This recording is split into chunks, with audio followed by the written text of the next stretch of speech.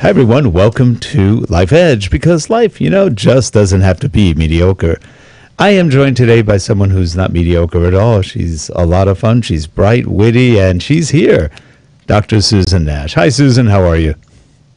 Hi there. Well, it's great to be here, and we have a great guest. We have Alex Rozenfeld from Climate Impact Capital and Making a Difference. That's great. Well, let's start our intro, and then let's get going.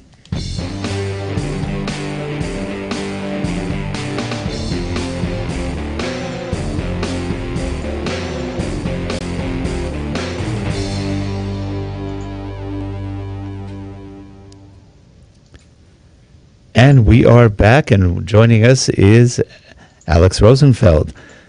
We were talking pre-show, and he and I were not far from being neighbors not too long ago before he moved to Houston. It's sort of interesting. It's a small world. No matter where you go, you'll always meet somebody that lived around or grew up around you or just happen to know somebody you know. It's pretty amazing. No matter where you are in the world, that happens.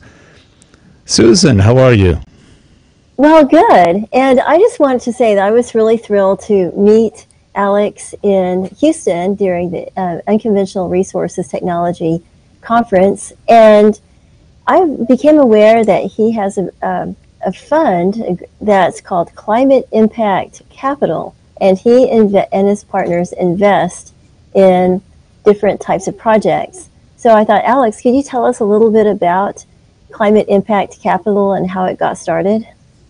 Absolutely, and thank you so much for having me on your show. Climate Impact Capital started from a vision I had about bringing capital to where it can make its most impact in the energy technology value chain. So I had previously worked at Shell Technology Ventures, where I was the president of Shell Technology Ventures, LLC, and had been working with a lot of entrepreneurs and other fund managers about bringing capital to the newest and greatest ideas around energy technology and energy efficiency and climate mitigation. But what we saw there is that there just wasn't enough capital available for the number of great entrepreneurs and ideas that were in the market. And I decided to leave to try to raise money to help these people, deliver on their dreams, help them, deliver on the great ideas that they have, and so that they can both return, of course, money for their investors, but most importantly, create an impact around the many changes we're facing around climate change. What are some of the projects that you have funded so far? Well, we're working with a number of companies. One of our better investments that we're very proud of is in Hazel Technologies. It's a company that is very exciting because what they do is that they reduce food waste in transportation. So many people think around climate change issues, around oil and gas use, around cars, but a lot of climate change is due to things that we don't think about, such as throwing away food, which goes to waste and creates methane, as well as all the energy we use in throwing away food, especially in the United States. We're awful food wasters in this country. So this company created a technology that passively keeps food from ripening and going bad from harvesting through the grocery chain. And that's great for customers, it's great for producers and grocery stores. And by the way, that food isn't going into the landfill, it's not creating methane, you're not wasting the fertilizers and the energy in transporting it. So it's a win-win for everyone. And that's the greatest things that people don't recognize. There's so many great technologies out there, so many great companies that just have products that make sense. And by the way, they deal with climate change. It's so interesting. Now, how much exactly do you usually invest, and what's the size of your fund, if you don't mind me asking? So right now we're investing small amounts of money, kind of seed capital to help these companies on the order of $25,000 checks to help them along. The fund itself, when we finally close it, will be on the order of $50 million, and then our check sizes will be between $1 and $3 million. It's really impressive. I love the vision. Now, it's interesting because it sounds like you're going after startups and people with new ideas.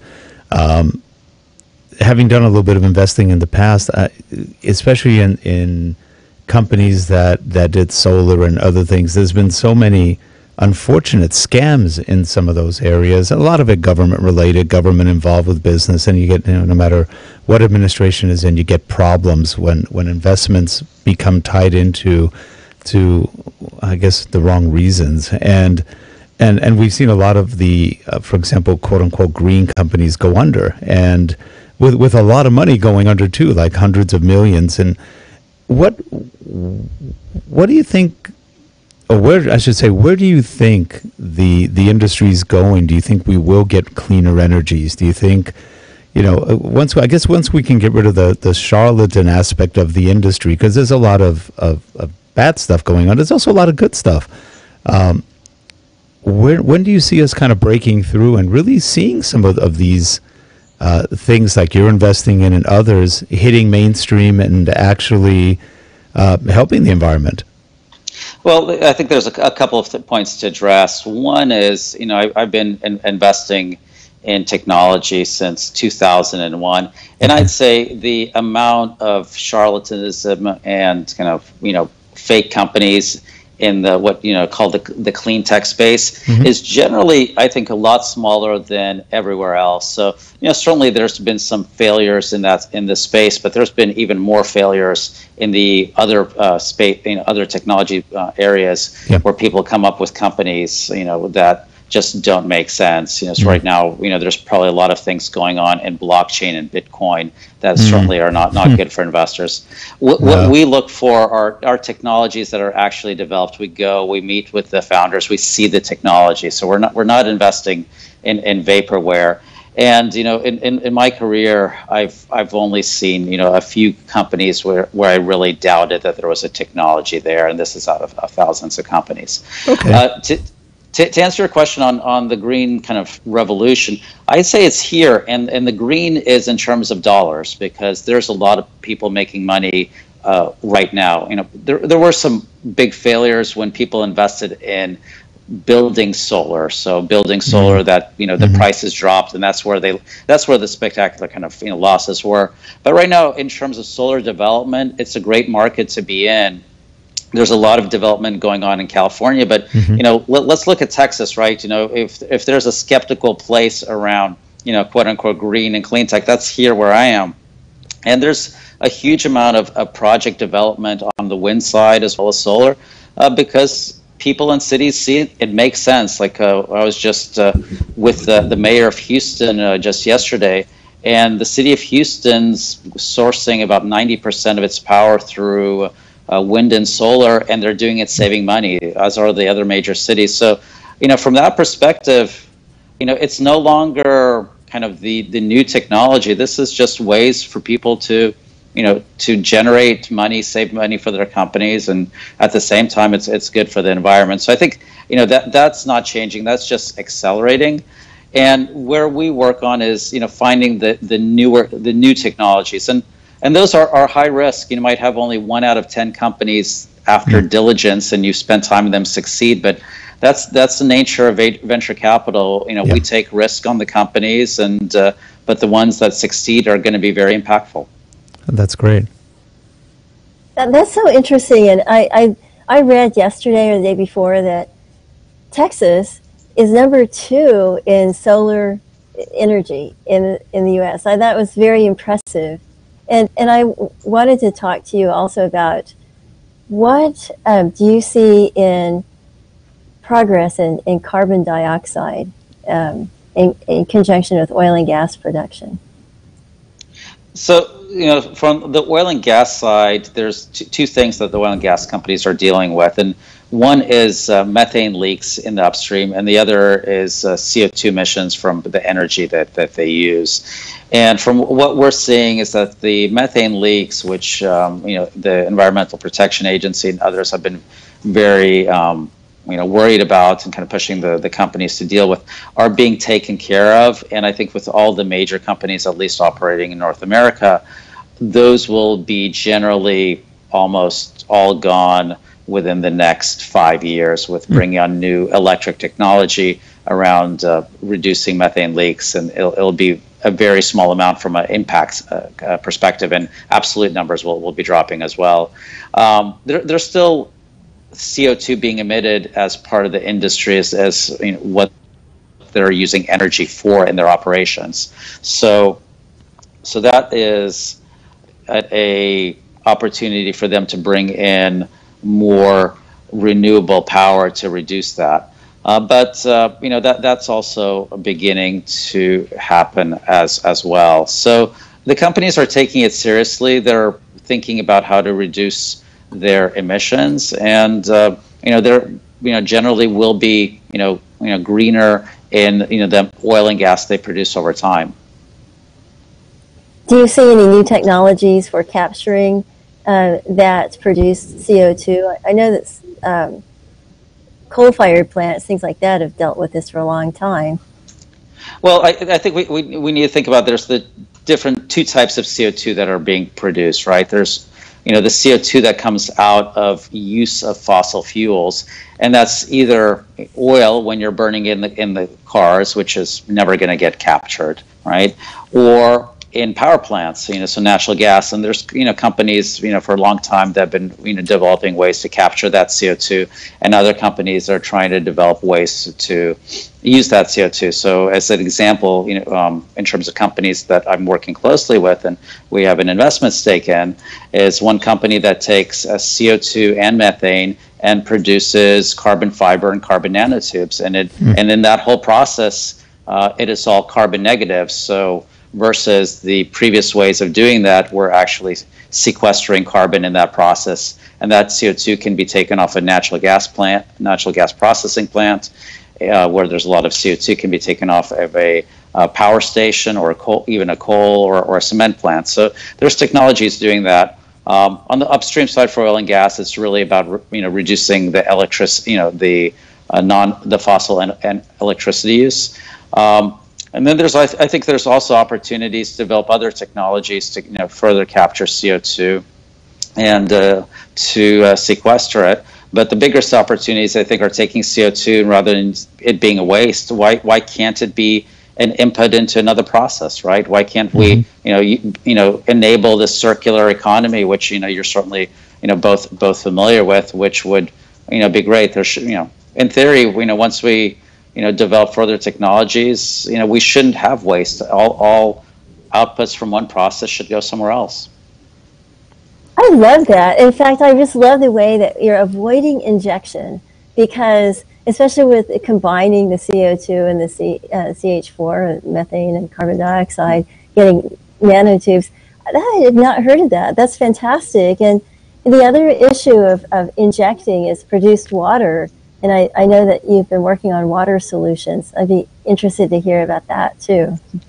Yeah, so just to complete on the CO2 side, so that's, make sure I was clear there. So that's using CO2 that's captured from some process in natural gas, which we have in abundance in the U.S. Water, of course, is also an issue, especially if you're a geologist. As a geologist, you're well aware of that. So with water, of course, there's a lot of water used in hydraulic fracking, which is used to open up the reservoirs in the United States to produce oil and gas. That water then that is pumped downhole then comes back up, and then it's usually cleaned and recycled and used again. But ultimately, that water then is cleaned and then re-injected into a deeper formation where it's ultimately stored. So certainly that isn't likely to be changing in the future. I think the big change is that companies are becoming more aware of the value of water. And there's a significant amount of recycling. So that gallon or barrel of water that's used in one well will come back up, it'll be cleaned, and they'll be used in another well, especially in the U.S., as everyone's heard about the revolution in shale, the shale gas and shale oil revolution. As long as we're expanding production, all that water, in large fields that's being produced out is being reused, and companies are really taking the water footprint quite seriously. Absolutely. And I just wanted to mention too, like the water issue is, of course, there's a lot of water used in hydraulic fracturing. and it's good to not have to use like farm ponds. It's better to use recycled water. But then the produced water, it is something else, and that can be massive. And I think it's really great that you're addressing that. I look at that as a huge opportunity. I'm actually excited in some ways about the produced water, because right now, certainly, the produced water needs to be cleaned up, and then it's usually either reused or re-injected. But look at this. Think about the droughts that we've had in Texas. All the scientific forecasts say the United States and the rest of the world is generally, in most places, going to be getting warmer and warmer, especially in the summers. How are we going to be keeping on producing our crops? So even Texas and most agricultural states, agriculture takes the majority of the water, well over 70%. Oil and gas is a very small amount of that. But the water that is produced from oil and gas, it's very salty water, much saltier than seawater. So, why not clean up that water, find efficient ways of doing that, and use that in agriculture? Think how wonderful for the farmers and other users of water where there is no water right now, where there are no aquifers, where those aquifers are running out, or where there's little rain, being able to clean up that water, especially using renewable energy, and use that to create crops and food for people. I 100% agree with you, and I know that the complaint is that it's expensive, but Veolia has been doing it for years in California and to some degree, and I really applaud what you're doing. I agree completely with everything you've said. Well, I think one thing, Susan, is that most of us don't realize the true value of water, right? Water is only valuable when you run out of it. And I think what we'll be seeing a lot more coming in the United States, and you see it on some farms already, is much better water use rather than these huge crop circle sprays. There'll be targeted water use. And look at places in California. California has a desal plant. There's desal plant in San Diego that's in the process, I think, still being built. And in other countries outside the U.S., Middle East, they're completely dependent on desalination for their water. So right now, a lot of water is being produced that way, and that's generally going to be how things are in California. I wouldn't be surprised long-term California gets a majority of its water through desalination. So those technologies are coming, and as we develop those, it'll be cheaper to do ocean desalination. But if we're producing water from underground somewhere far away, why pipe water from the ocean? Why not use the water there? Absolutely. So, Rick, what do you think about some of the desalination? Have you seen any of it in your part of California? Not right where we are, but I think further south, as you go into Los Angeles, that there are some desalination plants, and they've been around for a long time. And supposedly they work pretty well. They clean up the water pretty well. I know there's one not too far from LAX that was pretty well known, and it just makes sense. It just makes a lot of sense, especially when you have large gatherings of populations. I mean, there's a lot of waste, period. I still don't know how we deal with the waste issue. You brought that up in the beginning, that waste is a real problem. I mean, when you have, let's say 40 million people in one state, or let's say 20-something plus million in just the LA area, that's a lot of people, and that's a lot of waste, plastics, whatever, and they just keep burying it, and then they bury it again, and then they compact it, they bury it. But I don't know long term what that's going to do, or eventually are we going to run out of space? Maybe, maybe not. But it's a lot of junk, and I'm really hopeful, Rick, about bioplastics. Every day I see a new company trying to make plastics from bio-based, from rice husks and corn husks. There's a lot of cellulose and other material that's being wasted, and companies are trying to find, again, taking that waste from rice production or from corn production or from sorghum, and then churning that into a plastic replacement that once it's thrown away, it basically decomposes within a couple of weeks in a landfill. So I think that's going to happen. Again, Susan, I know you'll bring up, it's more costly right now, but these things will drop in price. So I think we'll deal with that. And the thing I'm really excited about is solar prices. So, it used to be solar was just a science experiment, and now it's going up everywhere. And some places, we've seen bids for solar at less than 3 cents per kilowatt hour, and it's actually, showing up in, cheaper than natural gas, and we have natural gas pretty cheap. So if you think about a lot of technologies which historically have been very energy intensive, certainly desalination has been one of them, but now we have a lot of cheaper energy. And as think about also as California goes to 100% renewable, as the governor has announced, certainly there'll be days when there's excess renewable energy, and what better place to store that than in clean water, right? Use that excess energy to make clean water, and use that water. So desal, from that perspective, when you have cheap and excess renewable energy, it's a great place to store it. The people of Los Angeles will always find a way to drink that water.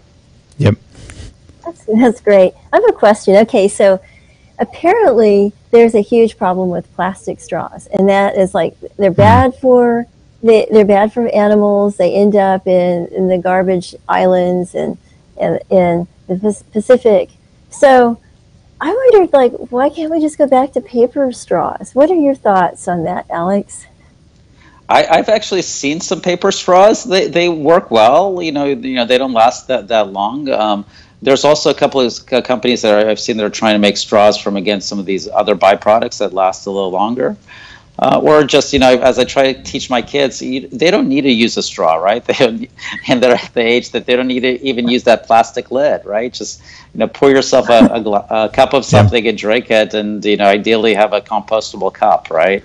So I think that's one of those things that, we can probably all do without. And, straws are just like the tip of the iceberg in the plastic mountain. But it's good that people have that awareness, because it makes us think about all the other things that we can, reduce waste on.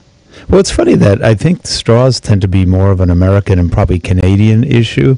You go, most places in the world don't give you straws. I've lived in several other places. There were no straws. It's like, I remember once somebody asking, can I have a straw? And they looked at them like, a what? A straw for the drink, and it's just not common. Well, I've traveled a lot of places where they won't even give you a glass of water when you go to a restaurant. You have to order a glass of water. So think about that in the future, true. Where if you want a glass of water, you're going to have even tap water. At some point you might end up paying for that as well if it's all coming from somewhere. It'll be included in the cost of the meal. So I think energy efficiency and reducing waste makes sense for the bottom line for all the companies. Certainly McDonald's and fast food chains and everyone else who gives out straws. If they don't give them out and customers get used to that, it's good for the environment. The companies save money, and the same with using solar and wind. If you're saving money, which most companies are when they get that, and it's good for the environment. And more the U.S. customers are very environmentally conscious about the brands that they purchase. So. As I said in the beginning, I think that this train has left, and the green in the train is the money that companies are making from saving energy and saving the resources and making their customers happy. Now, you brought up carbon nanotubes a little bit earlier, and it just reminded me of something. I visited a nanotube manufacturing company. They made the carbon nanotubes, and it was I forget what it was called, something like Nanotech. I don't remember the name. It was in Moore Park in their technology corridor. And I was talking to the chief scientist, and she was telling us some of the things that are going to be happening in the future with carbon nanotubes, like being put in paint.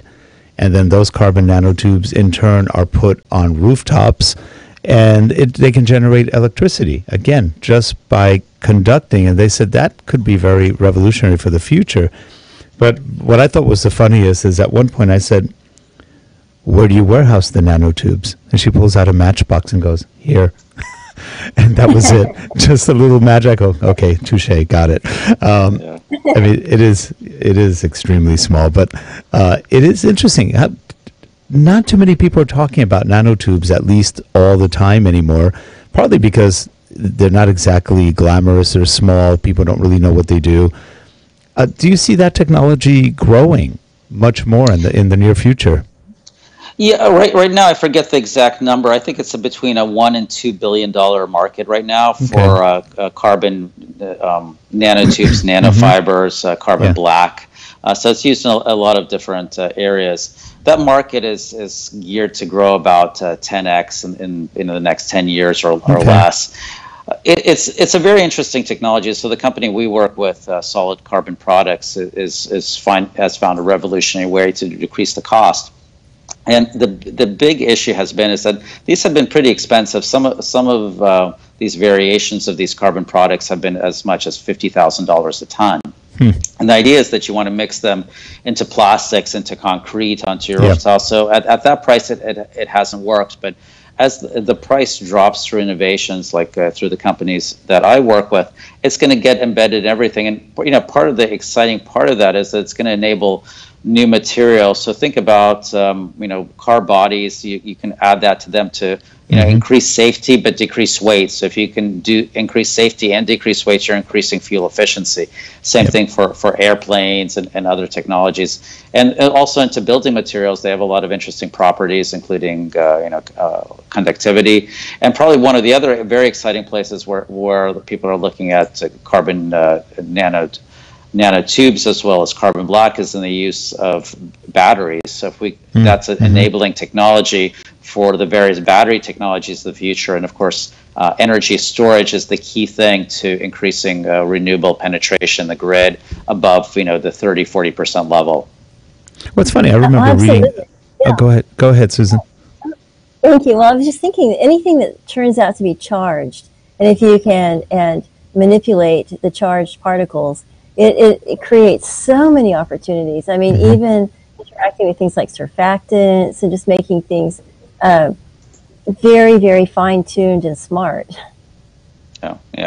I think the one thing which I haven't heard addressed was certainly if carbon nanotubes, nanofibers become endemic in the economy, I think it would be good for us to think about making sure that they don't end up in our oceans, like plastics, and no one's really talking about that, whether they biodegrade or not. But it's going to be, I think, a material of the future that will be replacing a lot of other things, or at least help improving a lot of products. And we just need to be cognizant of secondary and tertiary effects of new technologies, which of course historically all of us and from the technology side have been very poor at. True.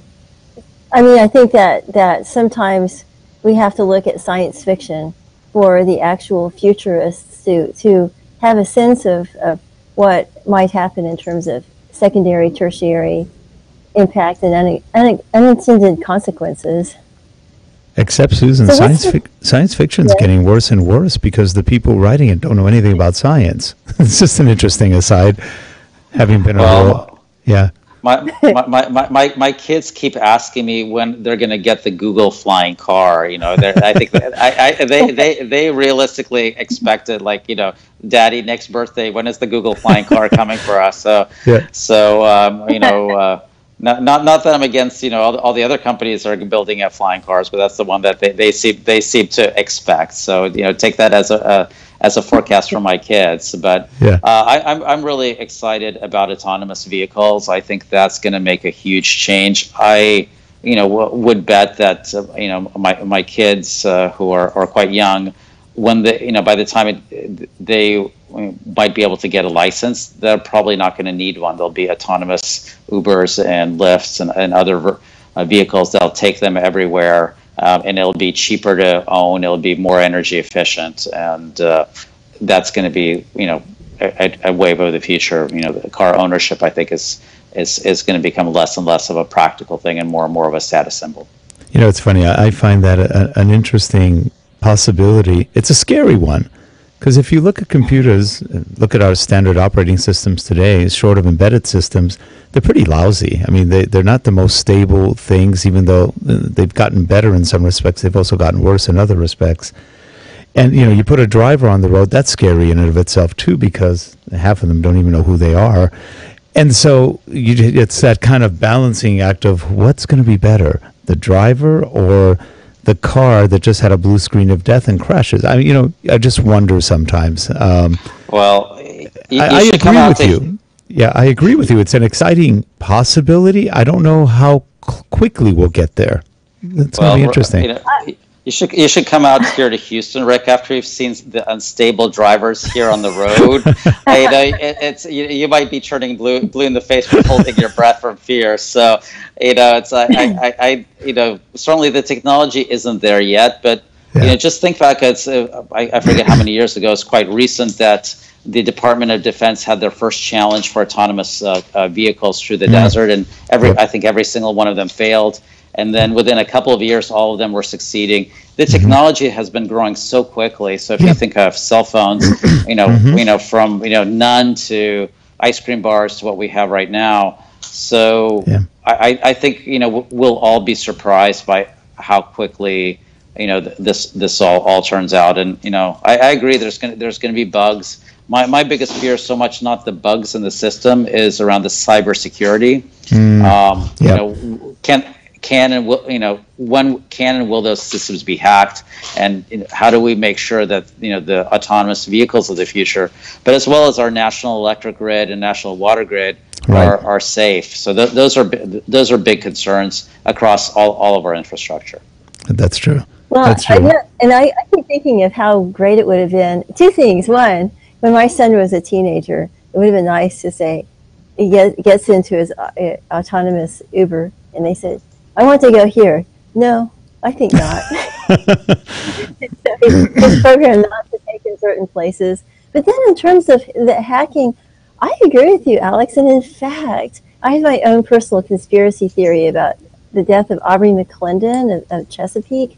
I think he was killed by OnStar, but nobody else come up with that. Yeah, I'm too busy to worry about conspiracy theories. It's I kind of tell people is that think about how difficult it is to to actually do a conspiracy, and it's usually Occam's razor, the simplest simplest answer is usually the true one, and certainly. I've heard a lot of conspiracies about oil and gas companies hiding technologies, and I'll at least speak for the ones I've worked at. I poked around a lot of basements, and I didn't see that perpetual motion machine that people always claim that the oil companies hid somewhere. So I think everyone's trying to do their best, at least in the energy industry, to come up with more. There's growing population, growing energy needs, and everyone's trying to kind of do their best to make sure that we do it in a responsible way. And at Climate Impact Capital, we're trying to kind of bring that capital to early stage companies and helping them grow to deliver solutions to customers. And if they're great solutions, we'll even convince the skeptical customers to use them, and that's how change happens. Well, Alex, we are just about out of time, but we always have a question we ask at the end, and if you notice, the name of the show is Life Edge, and it doesn't make a lot of sense to people, but it's really what kind of things in life gave you an edge? What in your life, for example, put you where you are today, made you who you are today? Thank you for asking. I wanted to work on energy since I was a teenager. I had the opportunity to live in central Sumatra as a teenager and in Asia. And I saw, how energy developed the country, but at the same time, how energy was destroying the country in terms of the access roads to the oil fields and where deforestation was going on. And I saw that was a challenge that, every country was going to be facing more and more, and we needed to create a sustainable future. So basically from, the age of 13, 14, I knew I wanted to work on developing solutions for energy, and just kind of seeing that and seeing the impact of how energy makes lives better, and if done irresponsibly makes life worse, has been hugely impactful in my life. And that's, why, Climate Impact Capital does what it does. That's great. Well, we really appreciate you coming on today and sharing some of your passions and also some of where the technology is and what's happening not far away in our future. What is it, every year or 5? I forgot what the number was. we literally expand technology like 10 or 100% more than what we had 2 years before that or a year before that, if not 1,000%. So fun times ahead. There's going to be some exciting stuff coming up. Oh, I'm very excited, and look forward to maybe talking to you guys in 3-4 years, seeing if the Google car has arrived at my doorstep. That's true. The Jetsons are here, so it's a pleasure being here. Our pleasure having you here, and thank you for coming. Susan? Thank you. I really appreciate it, and we expect great things. Thank you again. And if you're watching the show, please subscribe, give us feedback, and we will have information below on how you can contact Alexander and learn more about what he's doing, or maybe reach out to him if you're interested or have a company that may have something he's interested in. Anyway, have a good one, everyone. We will see you next week on Life Edge. Take care. Actually, we'll see you tomorrow on Life Edge. We're doing 2 shows this week. Have a good one, everyone. Thanks. Bye-bye. Bye. Bye.